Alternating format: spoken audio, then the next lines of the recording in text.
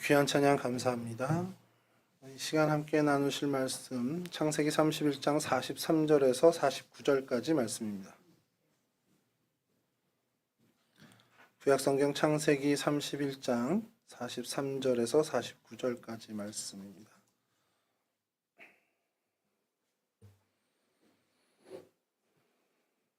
함께 교독하시도록 하겠습니다. 라반이 야곱에게 대답하여 이르되 딸들은 내 딸이요 자식들은 내 자식이요 양떼는 내 양떼요 내가 보는 것은 다 내 것이라 내가 오늘 내 딸들과 그들이 낳은 자식들에게 무엇을 하겠느냐. 이제어라 나와 내가 언약을 맺고 그것으로 너와 나 사이에 증거를 삼을 것이니라.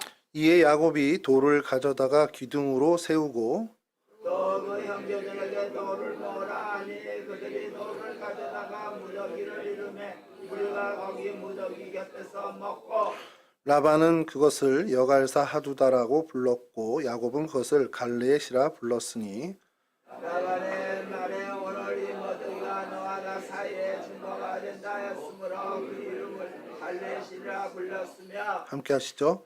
또 미스바라 하였으니 이는 그의 말에 우리가 서로 떠나 있을 때에 여호와께서 나와 너 사이를 살피시옵소서 함이라. 아멘. 아멘. 오늘 광고를 먼저 좀 드리겠습니다. 수요 찬양대 그리고 수요 예배에 참석하신 모든 분들에게 새해 인사 겸 떡을 준비하셨습니다. 그 문화부장님이신 구장로님께서 여기 참석하신 모든 분들에게 떡을 이제 나가실 때 하나씩 받아가시면 될 것 같습니다. 권사님 광고 잘 됐죠? 이거 까먹을까봐 써놨습니다. 이렇게. 오늘은 저희가 성경의 장소 그리고 사건인데 갈르엣이 이제 제목인데요. 이게 좀 고민이 많았습니다. 갈르엣으로 해야 되나 미스바로 해야 되나 이제 왜냐면 오늘 여갈사두다 또 갈르엣이라고 부르기도 했지만 또 49절을 저희가 읽은 마지막 절은 미스바라고 또 얘기 나옵니다. 그래서 갈르엣, 미스바 다 하려다가 또 그러면 헷갈릴 것 같아가지고 그냥 갈르엣을 이제 안 했고 나중에 미스바를 하면서 또 한 번 살펴볼 텐데요. 이 미스바, 갈렛 좀 되게 오늘 헷갈리니까 조금만 좀 주의를 기울여 주셨으면 좋겠습니다. 사실 오늘 갈렛은 어떤 특정한 지명을 어떻게 보면 실제로 이야기하는 것은 아닙니다. 엄밀히 얘기하면 그 돌 쌓아놓은 돌무더기를 얘기하는 거지 이게 지명은 아니거든요. 근데 이제 거기서 출발한 이 갈렛에서 출발한 이 단어가 파생이 돼서 나중에 길르앗이라는 이제 지명이 되기도 합니다. 그러니까 이제 길르앗과 갈렛은 사실 다른 건데 오늘 얘기하는 여갈사 하두다 또 아람어로 여갈사 하두다 그리고 히브리 말로 갈렛은 사실은 이 돌무더기를 얘기하는 겁니다. 미스바도 또 어떻게 보면 이게 지명 이름은 아니에요. 왜냐면 미스바라는 단어가 보통 명사로 그냥 망대입니다. 망로, 워치타워라고 하는. 그러다 보니까 이게 성경에 정말 많이 등장하는데 이 미스바가 여기서 나왔는데 다음에 또 나오는 미스바가 아까 거긴가 이렇게 하면 또 틀릴 때가 되게 많습니다. 길르앗도 굉장히 그 지방이죠. 이렇게 어떻게 그 지역을 이제 길르앗이라고 하는데 므낫세에게 속한 또 뭐 갓 지파도 걸쳐져 있는 그 지역이고요. 그곳에서 길르앗을 얘기하는데 그것은 뭐 길르앗 라못도 있고 길르앗 야베스도 있고 오늘 저희가 얘기하는 미스바도 미스베로 또 이제 성경에 많이 등장을 합니다. 그래서 오늘 조금 헷갈리지만 그래도 좀 가보도록 하겠습니다. 오늘 저희가 다룰 이 갈렛, 미스바 갈렛은 야곱과 라반 이 두 사이에 언약을 맺은 증거의 돌무더기입니다. 그 언약을 기념하기 위해서, 그 언약을 상징하기 위해서 세운 돌이고요. 라반과 야곱의 어떻게 보면 경계선이라고도 할 수 있습니다. 그러니까 이 돌을 너와 나 사이에 두고 서로 넘지 말자라는 이제 그런 경계를 긋는 그런 어떤 조약의 의미도 갖고 있습니다. 이것이 이스라엘 민족의 이때부터 있었던 건 아닙니다. 그 전에도 이 돌을 쌓는 것들은 굉장히 이들의 습성에 좀 있었던 것 같아요. 이스라엘 사람들인지 아니면 그 전에 문명에서부터 그랬는지 돌을 쌓으면서 뭔가 증표를 삼는 것은 어떤 각오를 다지거나 어떤 무슨 이정표를 세우는 어떤 이런 부분에 있어서 이 돌을 쌓는 것이 굉장히 일상적이었습니다. 창세기 28장에도 보면 야곱이 그 베델에서 하나님을 만나고 이곳이 하나님의 집이구나 하면서 돌베개 뱉던 것을 세우고 거기에다가 기름을 붓고 이제 하나님의 집이라고 하면서 돌을 세우는 그런 기사가 있는 것처럼 이스라엘 민족이나 당시 중동 지역에 이 돌을 쌓는 것은 그렇게 어색한 일은 분명히 아니었다고 합니다. 그러다 보면서 저희 나라를 좀 생각해 봤어요. 저희도 돌 엄청 잘 쌌거든요, 저희 나라 사람들. 제가 대전에 잠깐 살 때 계룡산이라는 곳을 갔습니다. 그 계룡산 밑에는 이제 신도안이라는 곳이 있는데, 어, 우리나라에서 그 이단 종교나 아니면 사이비 종교가 발생하는 거의 거의 7, 80%가 그곳에서 이제 발생을 한다라는 통계가 있습니다. 그 계룡산의 전기를 받아서 그런 건지, 하여간 그 계룡산을 가면 동학사라는 엄청난 큰 절이 있어요. 그 가는 길목마다 어, 어릴 때 봤던 그 돌 이렇게 쌓아놓은 거. 저는 어릴 땐 그게 그냥 사람들이 이제 등산하면서 이렇게 취미 삼아서 이렇게 쌓아놓는 건 줄 알았거든요. 근데 그게 정성을 들여서 쌓아놓는 거더라고요. 동학사 입구에 가면은 뭐 나무도 큰 것들도 많지만 엄청난 그 돌 무더기가 많습니다. 다 소원을 이제 빌면서 이제 쌓는 거죠. 뭔가 이렇게 사람들이 그 인간의 습성이 뭐 이렇게 쌓는 걸 좋아하는 것 같아요. 옛날 바벨 탈출 때부터. 그래서 그런 습성이 저희만 있는 것이 아니라 사실 보편적인 사람들 사회에는 다 있는 것 같습니다. 그래서 그것이 어떻게 뭐 좀 우상 숭배로 가는지 아니면 하나님 앞에서의 어떤 의미 있는 것으로 가는지는 사실 그 신앙에 따라 달라지는 것 아니겠냐라는 생각을 좀 해보게 됐습니다. 사건의 개요는 이렇습니다. 라반과 야곱은 뭐 잘 아시겠지만 야곱이 에서를 속여 먹고 이제 외삼촌 라반에게도 피신하죠. 라반이 그를 수용했고요. 그리고 그 대가로 이제 일하는 노동의 대가로 둘째 딸 라헬을 주겠다고 얘기를 하지만 속여서 레아를 먼저 주고 다시 봉사의 조건을 걸고 라헬을 조건부로 주게 되죠. 그리고서 거기서 많은 고생을 하면서 일을 하는데 야곱이 본향으로 이제 돌아가기를 원하니까 라반은 이제 불어난 가축을 원만하게 나누자 이제 합의를 하는데 사실 그 안에서 또 교묘하게 자기의 이기심을 드러냅니다. 야곱이 그 상황에서도 어쨌든 또 지혜롭게 또 그도 이제 편법을 쓰고 온갖 방법을 다 써서 자기 꾀를 어떻게 부려가지고 재산을 이제 떼어서 분리가 되죠.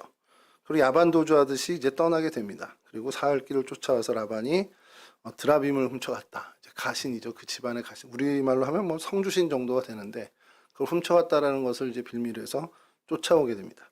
사실 그때까지의 감정은 전쟁이 나도 아무렇지도 않을 만한 전투가 나도 아무렇지 않을 만한 일인데 극적으로 그곳에서 그들이 화해를 이루고 하나님의 이름으로 맹세하면서 어떻게 보면 상호 불가침 조약 같은 어떤 이런 것을 맺게 되는 것이 오늘의 사건이죠. 이곳이 그럼 어디냐? 이 둘이 화해를 한 곳이 어디냐? 이게 이제 성서 고고학에서 계속 지금 논란이 되고 있고 사실은 정확히 얘기하면 모른다가 정답일 수 있습니다. 근데 이제 유력한 설 두 가지를 좀 오늘 소개를 하려고 하는데요. 먼저 지도를 첫 번째 거 좀 보여주시죠. 예, 이게 잘 안 보이시죠? 저기 마우스를 한 번만 좀 느낌표처럼 녹색으로 해놓은 게 있는데, 예, 저기가 길르앗 라못이라는 곳입니다. 그러니까 이 하란 땅에서 이스라엘 땅으로 넘어올 때 사실은 가장 직선거리로 생각할 수 있는 그런 곳에 이제 있는 그 길목에 있는 지명인데, 예, 여기와 저 밑에 이제 다음 사진에서 보시겠지만 다음 사진 보여주시죠. 예, 여기 있는데 길랏 라못 아까 말씀드린 그곳과 그 밑에 길랏 야베스가 있죠. 이 지역이 길르앗 지역인데 그 길목 사이에 어디쯤일 거다라는, 그러니까 길랏 라못 근처일 거다라는 설이 있습니다. 왜냐하면 이거는 하란에서 이 팔레스틴으로 넘어오는 단거리. 그러니까 그냥 저희들이 상식적으로 지도만 보고 봤을 때는 이렇게 오는 게 빠르네라고 생각할 때 이제 그걸 근거로 이렇게 얘기를 합니다. 근데 이렇게 얘기하면 또 다음 이제 설이 좀 무너지게 되는 것인데 여하튼 이 지도를 좀 기억해 두시고요. 그 다음에 요 지도에서 밑에 보면 분이엘이라고 있고 마하나임이라고 있고 숫곳이 있죠. 이 갈리엣, 이 돌무더기를 쌓은 다음에 사건을 우리는 기억합니다. 그러니까, 야곱이 이 다음에 어떤 일이 벌어집니까? 에서를 만나기 직전에 야복강 나루에서 말씀하셔도 됩니다. 하나님과 씨름하는 일이 벌어지죠. 그 전에 이제 하나님의 군대를 발견하고 마하나임이라고 하나님의 진이다, 하나님의 군대다라고 얘기하고 그다음에 이제 에서 형을 만나기 전에 하나님과 씨름하는 사건, 분이엘 사건도 일어나죠. 그러니까 그것이 야복강 근처에서 이루어졌는데 야복강을 북에서 남으로 건넜냐, 남에서 북으로 건넜냐, 아니면 동에서 서로 건넜냐, 이거에 따라서 이 위치의 설이 완전히 달라집니다. 그러니까 저희는 어디서 어디로 갔는지 성경에는 안 나오잖아요. 그러다 보니까 뭐 역사적 흔적을 찾아야 되는데 그걸 몇천 년 전 걸 어떻게 찾아요? 그러니까 그래서 미스바란 이름이 등장을 한 겁니다. 여기가 미스바라고 오늘 49절에서 얘기하잖아요. 그러니까 미스바라는 그 동네를 찾아서 이제 구약에 등장하는 미스바 여기가 그럼 그곳일까라는 것이 이제 성경학자들의 계속되는 연구였습니다. 자, 다음 사진을 보여주시면 이건 카톨릭에서 이제 주로 주되게 믿고 있는 것인데 이건 그냥 야곱과 에서의 그 조우하는 그 지도인데 이제 뭘 드리려고 그러냐면 저 분이엘이라는 곳 있잖아요. 야곱강 나루 근처. 그 바로 위에 미츠바라고 되어 있는데 이게 미스바입니다. 저희 성경에. 이쯤이 이제 아까 말씀 길르앗 야베스, 길르앗 라모 그 근처라는 겁니다. 거기서 이렇게 내려오면서 분이엘 사건을 겪고 그 다음에 동해에서 서로 건너서 스켐이라는 곳 그리고 베델, 마므레 이렇게 세브론 땅으로 가게 되는 이 여정을 야곱의 여정이라고. 바로 분이엘 옆에서 바로 옆으로 간 건 이제 숫곳이라고 우리를 쳤다고 해서 숫곳이라고 하는 그 기사가 나오는데 거기입니다. 숫곳은 지금도 정설로 여기가 숫곳이라는 것이 정확히 나와 있습니다만 이게 이제 캐톨릭에서 얘기하는 캐톨릭뿐만 아니라 이제 좀 많은 경우에서 얘기하는 그런 부분이죠. 야복강 위쪽에 있다라는 설입니다. 자, 다음 이제 설인데요. 다음 사진 보여주시면 잘 안 보이시겠구나. 이 동그라미 가운데 하얗게 동그라미 친 곳 있잖아요. 거기가 현재 지명 이름은 이라크 알 아미르라는 곳입니다. 요르단 땅인데 저기가 와디에 시르라는 계곡이 있고 그 산 기슭에 여러 유적들이 발견됐습니다. 그러니까 미스바라고 할 수 있을 만한 망대, 망루, 워치타워라고 할 수 있는 그런 유적들이 많이 발견된 곳입니다. 그러니까 그럼 여기가 어디냐? 라못 미스베라고 해서 좀 이따 말씀드리겠지만 입다라는 사사 아시죠? 입다라는 사사가 미스바에서 길앗 사람인데 미스바에서 이제 사람들을 모으고 전쟁을 나가서 모압을 치는데 그 자리로 거의 정설이 되어 있는 곳입니다.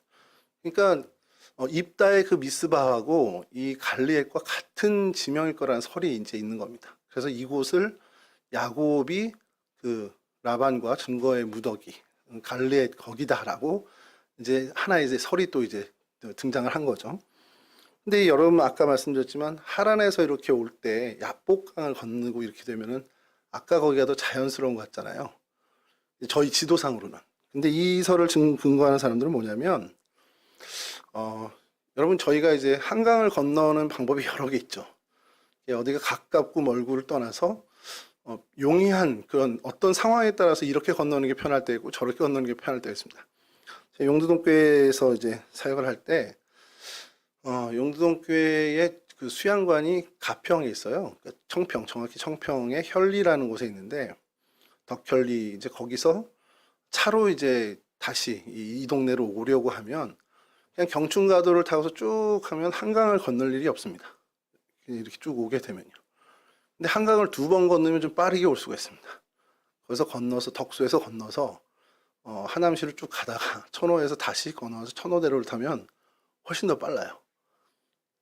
이해가 운전하시는 분은 이해가 되실 텐데 여러분 이게 무슨 얘기를 드리려고 하면 길이 어떻게 가느냐에 따라서 이제 뭐 두 번 건널 수도 있고 한 번 건널 수도 있고 동에서 서로 건널 수도 있고 남에서 북으로 건널 수도 있고 북에서 남으로 건널 수도 있는 겁니다. 근데 전통적으로 하란에서 그러니까 이 메소포타미아 쪽에서 이 팔레스틴으로 오는 육로의 경로가 바로 이곳 여기 암만주라고 되어 있잖아요. 저기서 이 길을 건너서 바로 여리고로 안 가고요. 야복강 쪽으로 올라가서 팔레스틴 북쪽으로 들어가는 길이 가장 보편화됐던 길이라는 겁니다. 그때 당시에도.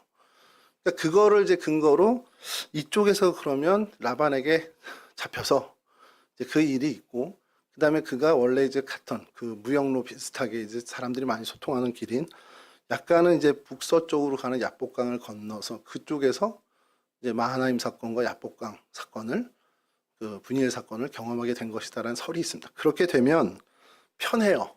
뭐가 편하냐면 입다의 미스바하고 이제 겹치는 겁니다. 여기가. 그리고 그것이 전략의 요충지다 보니까 설명이 되는 거예요. 다른 이후에 많은 그 성경의 사건들이. 그래서 이곳을 이야기하는 경우가 많습니다. 그리고 지형도 그렇습니다. 이게 아까 말씀드린 와디에 시르라는 골짜기인데 이 곳에 여러 고대 사람들이 살던 동굴도 발견이 되고요. 또 여러 이제 성도 발견이 되고 또 한 재미난 거는 동굴 입구에 도비아라는 그 느헤미야가 성벽을 건축했을 때 제일 먼저 들어와서 차지했던 그 방해꾼 도비아 이름도 적혀 있는 그런 유적들도 발견이 되는 그곳입니다. 그래서 그곳의 사진을 좀 보여드리면 다음 사진이요. 이런 모습을 하면서 현재 모습입니다. 그리고 다음 사진 보여주시면 이게 그 뭐 야곱 시대는 아니고 그 이후 이제 북왕 그 유대 왕국 시절의 유적인데 이런 성 같은 이제 군사 기지인데 이런 것들이 좀 발견이 됐고요. 다음에 보면 도시 곳곳에 이게 좀 잘 안 보이는데 글씨가 이렇게 써 있는 겁니다. 히브리 언어로 써 있고 아람어로도 써 있고 그래서 이런 흔적들이 많은 이 동네라는 거죠. 그래서 이곳을 발견하면서 아 이곳이 미스바 갈르앗이겠구나라고 이제 추정을 하면서 그 설을 내놓는 겁니다. 그러니까 북쪽에 길라 라모 근처일 수도 있고 여기 이제 남쪽에 그 야복강 남쪽에 이 라맛 미스베일 수도 있습니다. 이곳은 이제 라맛 미스베고 이라크 알 아미르라는 요즘 말로 이렇게 돼 있는데 이곳일 수도 있다는 겁니다. 어디가 되는지 모릅니다. 근데 미스바를 얘기를 드리려고 그러니까 이렇게 찾게 된 이제 사람들의 근거는 미스바라는 단어에 있는데요. 그러니까 말씀드린 것처럼 오늘 본문에 오늘날 이 무더기가 너와 나 사이에 증거가 된다라는 이야기에서 출발해서 성서 고고학자들이 이제 달려든 겁니다. 갈렛은 이제 야곱에 의해서 이제 히브리 말로 붙여진 거고 그 여갈사하두다, 그러니까 예가르사하투다라고 하는 것은 아람어로 붙여진 거고 그리고 이 단어 뜻은 둘 다 동일하게 산더미 같은 돌, 그 돌무더기 이런 뜻을 갖고 있습니다. 근데 이제 증거의 돌무더기라는 뜻을 갖고 있는데 이것을 또 미스바라는 별칭으로 불렀다고 49절에 이야기하는 거니까 전망대, 망대, 망루, 그러니까 워치타워 이렇게 돼 있죠. 그래서 이 사람들이 갈렛이나 여갈사하두다로 이 지명을 찾기는 도저히 불가능하니까 그럼 그 미스바라고도 했으니까 그 미스바라는 곳을 찾아보자 하고서 그곳에서 다 추정을 하게 된 겁니다. 근데 성경에 미스바가 좀 많이 나와야죠. 엄청 많이 나옵니다.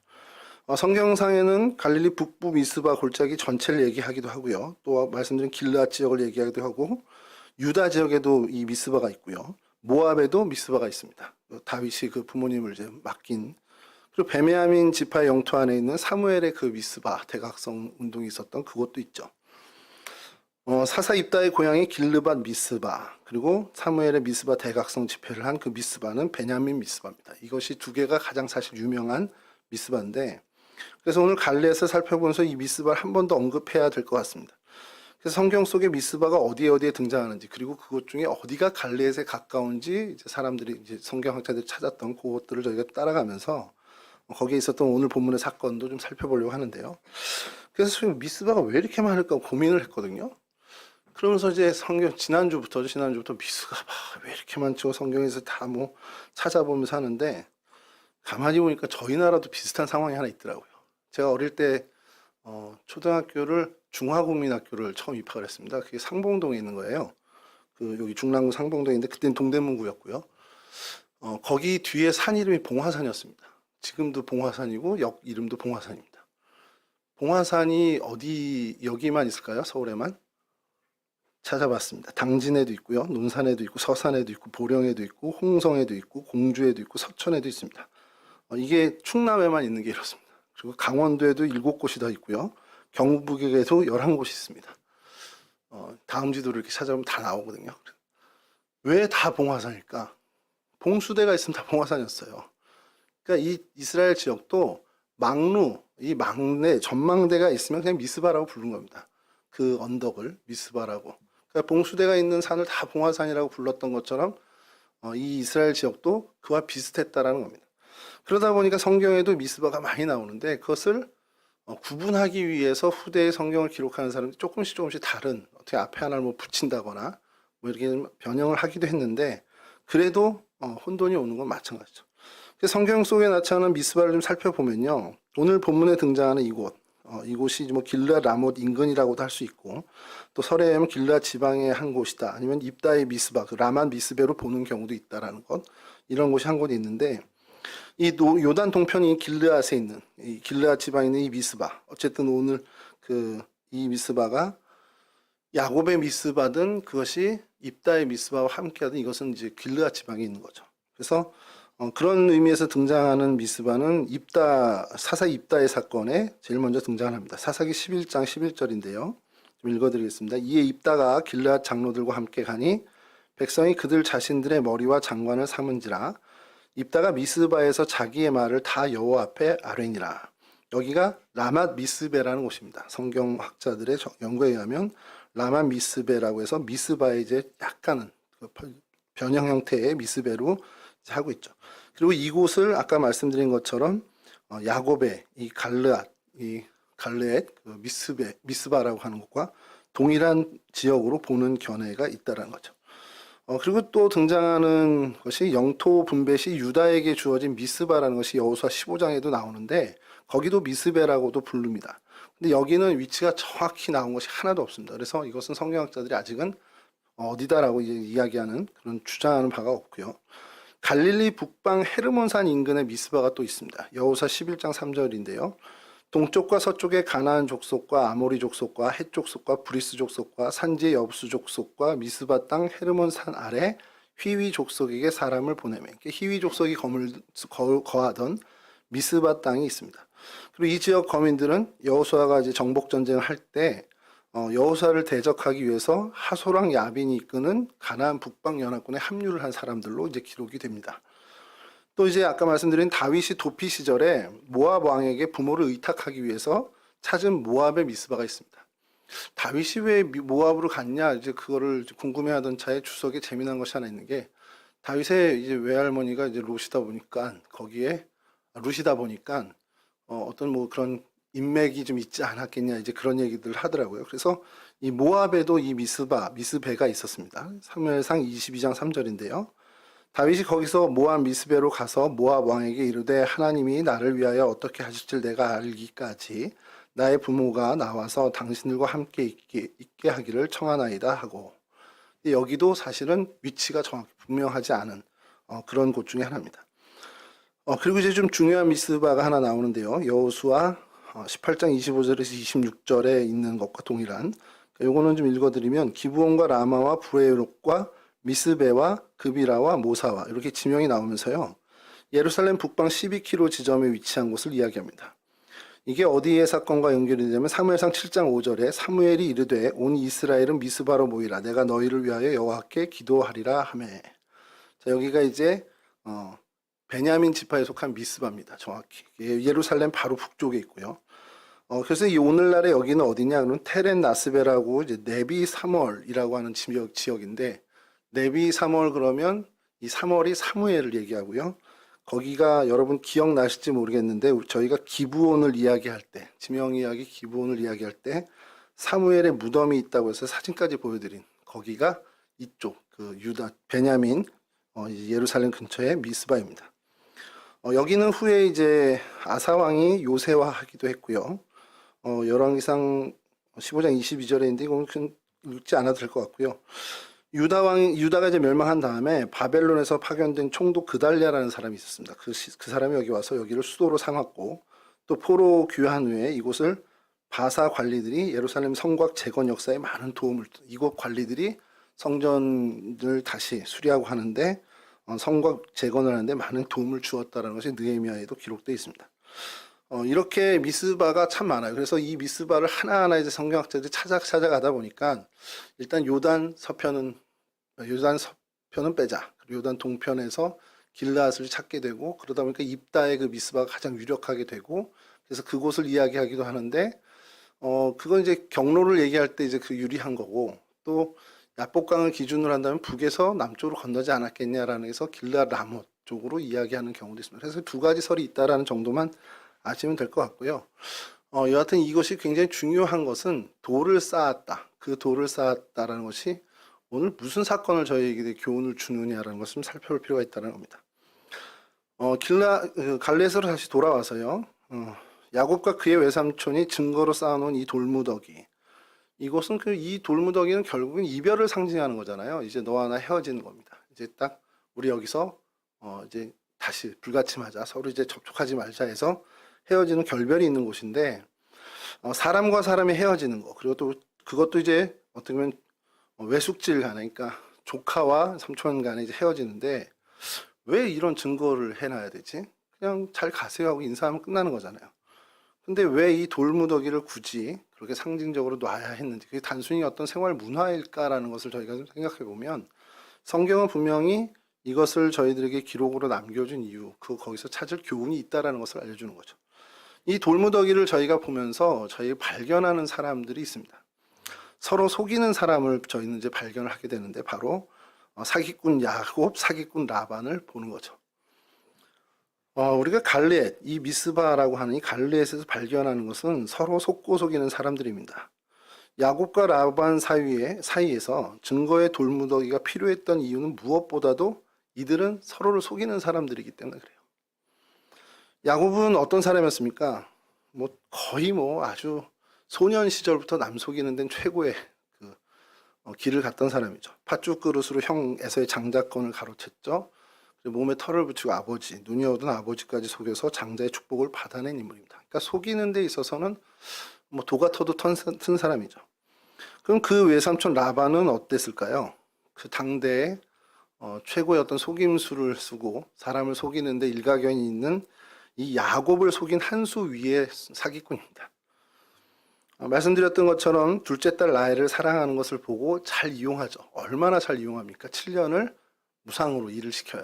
그리고선 주겠다고 술 취했을 때 첫째를 주면서 야, 우리 동네는 첫째가 먼저 시집 가야지 둘째가 먼저 가는 거 없어. 그러니까 야곱이 어떻게 해요? 야곱 라헬을 사랑하니까. 그럼 앞으로 7년 더 일하면 야곱을 줄게. 대신 먼저 줄게. 앞으로 7년 더 일해라.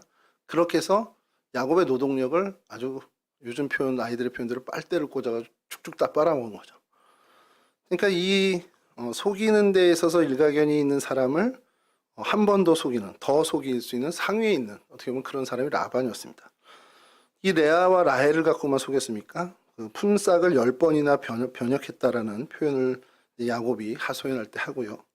딸들도 그런 얘기를 합니다. 아버지가 우리를 팔고 우리의 돈을 다 먹어버렸으니 아버지가 우리를 외국인처럼 여기는 거 아닌가 이렇게 이야기하는 것은 결혼 지참금, 혼인 지참금을 가로챈, 그러니까 딸 혼수 비용을 가로챈 아버지라고 보시면 됩니다. 그러니까 그런 정도의 사람이 바로 라반이었습니다. 그러니까 이 라반도 마찬가지고 야곱도 마찬가지고 서로가 믿을 수 없는 존재인 거예요.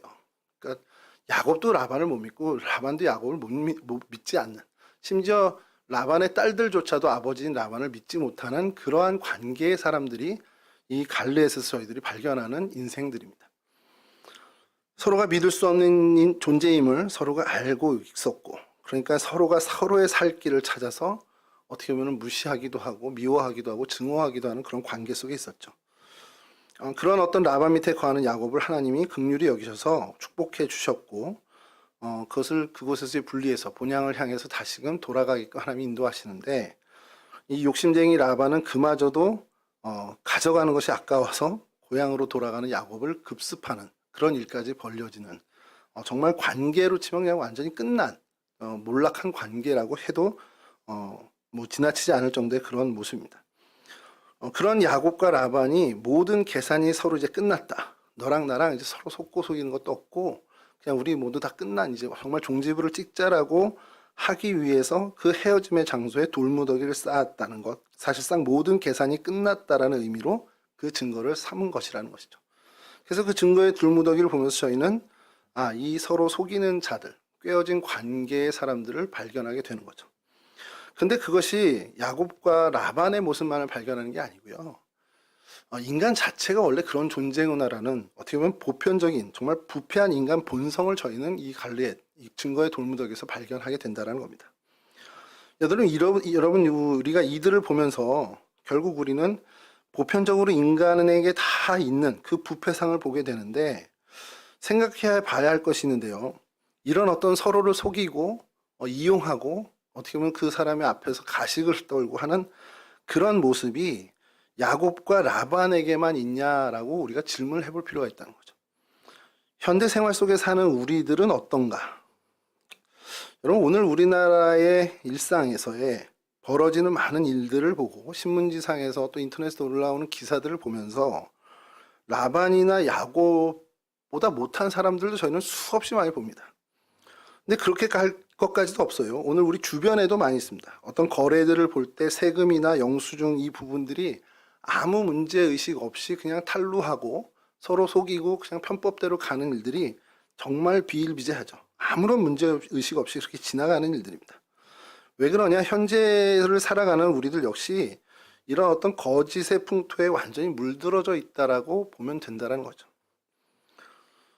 일전에 그 안암동에서 밥을 사 먹으면 카드로 하면 8,000원, 현금으로 하면 7,000원 이렇게 해주는 데가 많았어요. 제가 아무 생각 없이, 저도 이제 물들었으니까 아무 생각 없이 1,000원 싸네요, 7,000원 현금을 내는데, 수요일에 김창주 장로님이 가끔 오시거든요. 자주 오시죠. 이야기하다가 그거 정직한 거 아니라고, 그 사람으로 하여금 범죄하게 하는 거를 그 말이 완전 꽂혀가지고 다시는 현금을 안 내고 있습니다. 한 10번 먹었으면 이제 10,000원인데 한 그릇 더 먹을 수도 있는데도 카드를 요즘 계속 내요. 이게 제가 아끼는 게 문제가 아니라 그 사람으로 하여금 사실은 좀 뭔가 범죄까지는 아니더라도 정직하지 못하게 하는 일이라는 게 굉장히 마음에 딱 걸리더라고요. 근데 여러분, 이것이 오늘 저희들의 현실이죠. 이거는 그냥 모든 인간은 그냥 그렇게 부패한 그런 모습을, 그러니까 거짓에 그냥 쉽게 거짓을 붙이는 그런 어떤 모습을 갖고 있다는 거예요. 그러니까 인간의 심성이 얼마나 부패해 있는가를 저희들은 이 갈리앗, 이 돌무더기에서 우리 발견하게 된다는 겁니다. 야곱과 라반의 이야기만 아니라 인간은 다 그래. 인간은 다 이렇게 자기만 알고 서로를 속이면서 자기의 유익만을 구하는 그런, 어떻게 보면 존재야. 어쩔 수 없는 존재야. 우리가 그런 존재야. 우리의 속성이 그래. 속기도 잘하지만 속이기도 잘하고 그런 어떤 존재다라는 것을 이 갈리앗에서 발견하게 된다는 겁니다. 그리고 사실 이러한 저희들의 현상, 실상을 받아들여야 한다는 겁니다. 그렇게 받아들여야 하는 이유가 뭐냐? 그렇게 받아들일 수 있어야, 그렇게 인정해야 우리가 하나님을 찾을 수 있게 돼요. 난 그런 존재가 아니야. 난 정말 깨끗한 존재야. 나는 아무 문제 없는 존재야. 그럼 하나님 필요 없는 겁니다. 나는 내 힘으로 어쩔 수 없는 내가 있고, 내 힘으로 정말 이겨낼 수 없는 나의 부패가 있고, 나의 거짓이 있기에 하나님 나를 도와주십시오라고 하나님께 손을 내밀 수밖에 없는 그런 연약한 존재여야 한다는 겁니다. 그래서 하나님이 베푸시는 그 진정한 거듭남의 경험을 우리는 해야 하는 존재라는 것이죠. 자, 이런 증거의 무더기에서 서로 속이는 자, 인간의 부패상을 발견하는데, 그럼 그것만 발견하느냐? 아니요, 희망도 발견하게 됩니다. 거짓에 물든 사람들을 보는 것과 동시에 그 안에서 조그만 희망을 보게 되는데요. 바로 새로운 시작을 발견하는 겁니다. 야곱과 라반이 이 돌무더기를 기준 삼아서 상호 조약을 체결했죠. 창세기 31장 52절인데요. 저희가 읽지 않은 오늘 본문의 다음인데, 이 무더기가 증거가 되고 이 기둥이 증거가 되나니 내가 이 무더기를 넘어 네게로 가서 해하지 않을 것이요 네가 이 무더기 이 기둥을 넘어 내게로 와서 해하지 아니할 것이라. 이게 약속입니다. 나 여기 안 넘어갈게. 너도 여기 넘어오지 마.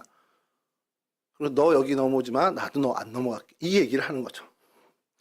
그리고 실제 이 이후의 역사에서도 야곱은 이 지경을 넘어가지 않았습니다. 절대 안 넘어갔죠. 여기서 아브라함의 후손 야곱이 이제 헤브론에서 머물고 거주하며 그곳에서 있었는데, 이게 굉장히 주는 의미가 크다라는 거예요. 비록 그가 죄를 짓고 뭔가 도피를 위해서 가나안을 떠났지만 그가 원래 있어야 할 곳은 바로 이 약속의 땅 가나안이라는 겁니다. 그리고 그래서 돌아와서 그 선을 긋은 거죠. 다신 돌아가지 않겠다라는 선을 긋은 겁니다. 내가 어떤 일을 마주하고 이곳에서 어떤 생명의 위협을 느낀다 하더라도 난 이 선을 더 넘지 않을래. 과거로 돌아가지 않을래 라는 거죠. 하나님이 이전에 야곱에게도 이렇게 말씀하셨습니다. 창세기 28장 15절인데요.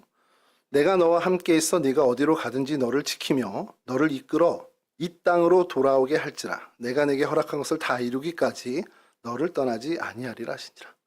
하나님이 야곱에게 향한 뜻은 그가 이 약속의 땅, 가나안 땅에 있어야 한다는 겁니다.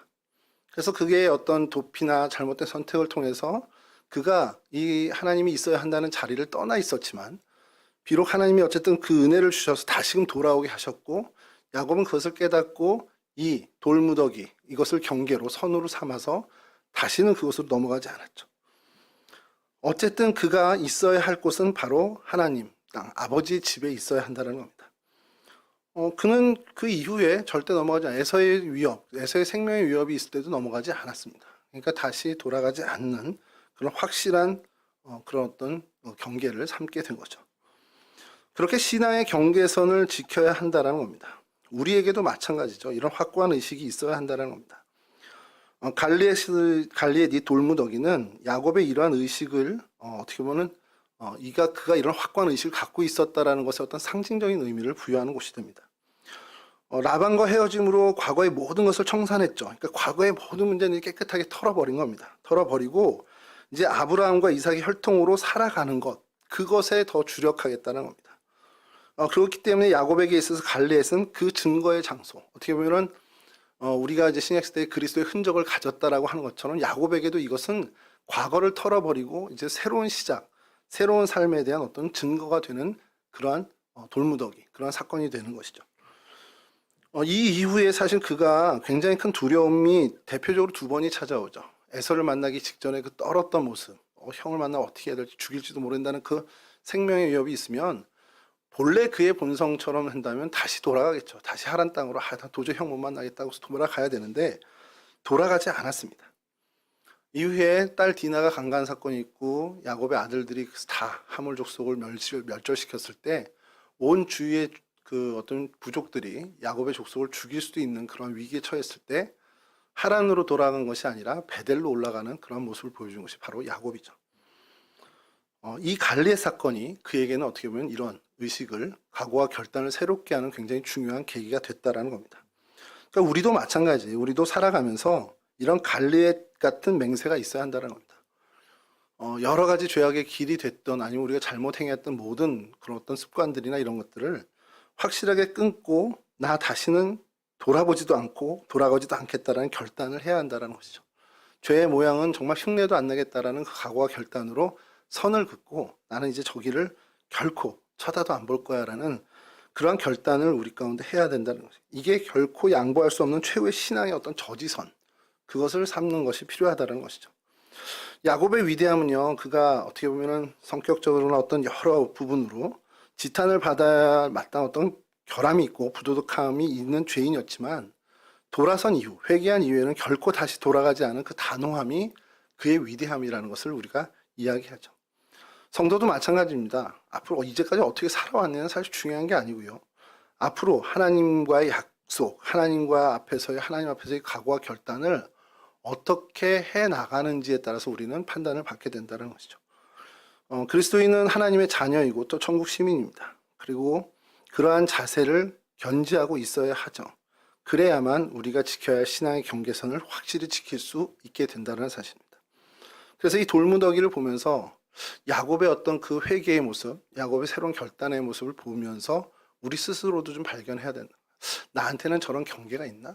마지노선이 있나? 신앙에 정말 저지선이 있나?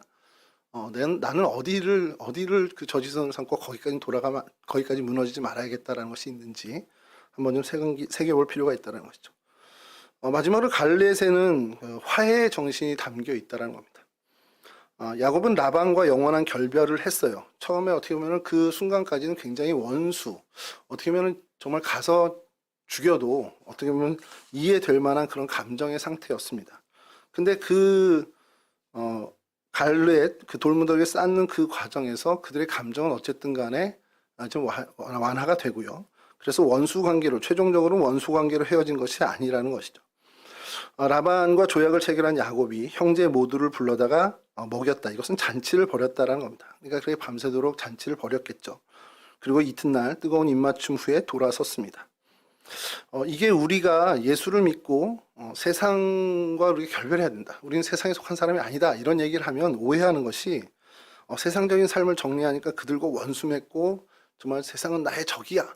이러면서 그 싸울 대상으로 보자라는 그런 게 아니라는 거죠. 우리가 예수를 믿고 세상의 삶을 정리하고 그리스도인으로서의 새 삶을 산다는 것은 세상과 원수를 맺고 영원히 등지라는 것이 아닙니다. 사도 바울도 이렇게 얘기하죠. 로마서 12장 18절에 할 수 있거든 너희로서는 모든 사람과 더불어 화목하라. 이게 그리스도인의 삶의 자세입니다. 믿지 않는 사람들과 그러니까 소위 말하는 세상 사람들과 어떻게 관계를 맺고 살아야 되느냐? 그들과 화해의 관계에 있어야 된다는 겁니다. 화목의 관계를 유지하라는 거죠. 여기서 또 오해하면 저희가 힘들어지는 것이 화해와 동화는 다릅니다. 화해는 내 삶을 살면서, 내가 그리스도인으로서의 삶을 살면서 이웃과 불화 없이 사이좋게 살아가는 것을 의미하고요. 우리가 아무리 잘 신앙을 지켜나간다 해도 이웃과 평화하지 않으면 이 복음의 어떤 통로가 다 막히기 때문에 그들과 화평의 관계를 가져가야 된다는 겁니다. 그게 화해고, 동화는 사이가 좋을 뿐만 아니라 그 불신앙의 세상적인 삶, 세상의 가치관에 휩쓸려서 나도 그렇게 되어버리는, 그것이 동화라는 겁니다. 그러니까 우리는 세상과 동화하는 삶이 아니라 세상과 화해하는 삶을 살라라는 겁니다. 뭐냐면 예수님께서 공생의 기간 동안에 사람들이 뭐라고까지 했냐면 죄인과 세리의 친구다라고 비아냥거릴 정도로 죄인들과 같이 하셨어요. 그런데 주님께서는 그들과 같이 하면서 죄를 짓는 것, 죄 짓는 자리에 같이 계신 것이 아니고 그들로 하여금 어떻게 보면 예수님의 격과 거룩함을 지키면서 그들의 자리까지 내려가셔서 오히려 그들을 품어주시고 그들의 심령을 고양시켜 주신 그런 모습을 저희가 본받아야 한다는 겁니다. 오늘날 우리 믿는 사람들이 믿지 않는 이들과의 그 평화의 관계는 바로 이런 것을 얘기합니다. 나의 정체성을 확실하게 지키되 그들과 화목의 관계를 이루고 내가 그리스도인으로서 어떤 신앙, 품격, 거룩함을 손상받지 않고 그것을 지켜내면서 그들과 사이좋게 어떤 화목의 관계를 이루어서 그들을 우리의 신앙의 방향으로 이끄는, 이것이 가장 이상적인 그들과의 관계라는 것이죠. 그러니까 저희가 갈렛의 돌무더기에서 인간의 타락한 심성, 그것을 이제 어떻게 보면 발견하게 되죠. 근데 한편으로는 원수된 자들이 서로 화목하고 화해하는 그러한 모습도 동시에 발견하는, 어떻게 보면 아이러니긴 한데 그러한 모습을 발견해 나간다는 겁니다. 이것을 보면서 어떤 생각이 드냐, 결국 하나님이 우리와 하나님 사이를 화목하게 해주신 예수님의 어떤 십자가의 예표도 이 갈렙과 비슷하겠다는, 우리가 십자가를 바라보면서 우리가 하나님과의 원수 맺었던 관계였는데 저 십자가 사건을 통해서 우리가 하나님과의 화목의 관계가 되었지. 이것을 기억하듯이 우리의 신앙의 지표에 그 매듭마다 이 갈렙, 증거의 돌무더기를 쌓을 수 있는 사람들이 되어야 한다는 것이죠. 거기에는 과거에 대한 완전한 청산이 있죠. 또 새로운 시작의 의미도 있습니다. 그리고 세상, 믿지 않는 이들에 대한 화해와 화평의 정신도 담겨 있습니다. 십자가에 담겨 있는 것과 거의 동일한 가치가 담겨 있죠. 따라서 우리가 우리 스스로 타락하고 부패한 심성을 가졌음을 인정하고요. 거기서 시인하는 것으로 시작해서 새로운 시작의 맹세를 하나님 앞에서 해야 한다는 겁니다. 그리고 이 땅을 살아가는 동안에 그 맹세를 하나님 앞에 각오와 결단을 지켜가면서 우리의 이웃과 평화의 삶을 살아가야 하는 그런 삶의 자세를 저희가 가져야 한다는 것이죠. 당시 야곱과 라반이 어떤 조약을 이야기하면서 하나님을 이제 끌어오죠. 하나님이 너와 내 사이에 있다면서 하나님에 대해서 이야기합니다. 하나님을 앞세우고 하나님의 이름으로 약속을 하는 것 중요하죠. 근데 그것을 약속하는 것이 의미 있는 것이 아니라 지키는 것이 더 의미 있다는 겁니다. 하나님 이름으로 약속한다고 해도 실행하지 않으면 아무 소용이 없다라는 거예요. 하나님의 이름으로 약속한다면 무조건 실행해야 되는, 지켜나가야 된다는 거예요. 내가 하나님 앞에서 결단했다, 각오했다면 무슨 일이 있어도 죽는 한이 있어도 그것을 지켜내기를 애써야 된다는 것이죠. 하나님의 이름으로 약속하면서 실행하지 않는다면 오히려 해를 입을 수도 있다는 사실을 우리는 명심해야 한다는 겁니다. 하나님 앞에서의 각오, 무엇을 각오했는지 저는 모르지만 우리 스스로는 알죠. 저도 하나님 앞에 개인적으로 각오하고 결단한 것들이 있는데 하나님 앞에서 각오하고 결단한 것을 잊지 않는 저희들이 되어야 합니다. 그것이 과거 예전에 그냥 지나가는 말로 했는데 다시 한번 묵상해 보세요. 왜 그때 그 얘기를 했고 그 각오와 결단을 하나님께 드렸을까? 그것을 다시 한번 묵상하는 그런 저희들이 되어야 합니다. 결국 우리는요, 하나님과 언약의 관계에 있는 언약 백성입니다. 하나님 안에서 내가 결단한 믿음의 각오가 있다. 그리고 그것이 있어야 되는 사람들이죠. 세상의 가치관이 아니라 하나님의 법과 하나님의 방식대로 살겠다는 결단을 우리는 해왔습니다. 그러면 세상 사람들의 기준이 아닌 하나님의 사람으로서의 그 선명한 기준을 갖고 사는 사람들이 되어야 한다는 겁니다. 우리가 살아가는 삶의 방식이 어떠한 가치관을 쫓느냐. 세상의 가치관을 쫓는다? 그러면 하나님 앞에서 어떤 결단도 이루지 못한 사람이 된다는 거죠. 내가 봐도, 누가 봐도, 우리는 하나님의 사람으로서의 어떤 선명한 기준을 갖고 살아가는 사람. 그러니까 세상의 가치관을 가진 사람과는 다른 구별이 있는 삶을 사는 그런 사람들이어야 합니다. 그리고 그 약속을 계속해서 하나님 앞에서 갱신해 가야죠. 신앙이 성숙해 가며 그 약속들을 계속 갱신해 가며 하나님 앞에서 더욱더 각오하고 결단하며 하나님께 신실히 그 약속을 지켜나가는 저희들의 삶이 되어야 합니다. 증거의 돌무더기인 갈리앗, 정말 별거 아닌 것이지만 거기서 우리가 이러한 어떻게 보면 바른 하나님의 백성으로서의 삶을 발견하고 그 각오와 결단을 새롭게 해야 한다는 겁니다. 이러한 하나님 앞에서 신실한 정말 각오와 결단을 지켜나가는 저와 여러분들이 되실 수 있기를 주님의 이름으로 간절히 축원합니다. 찬송가 218장 부르시고 주님 가르쳐 주신 기도로 마치도록 하겠습니다.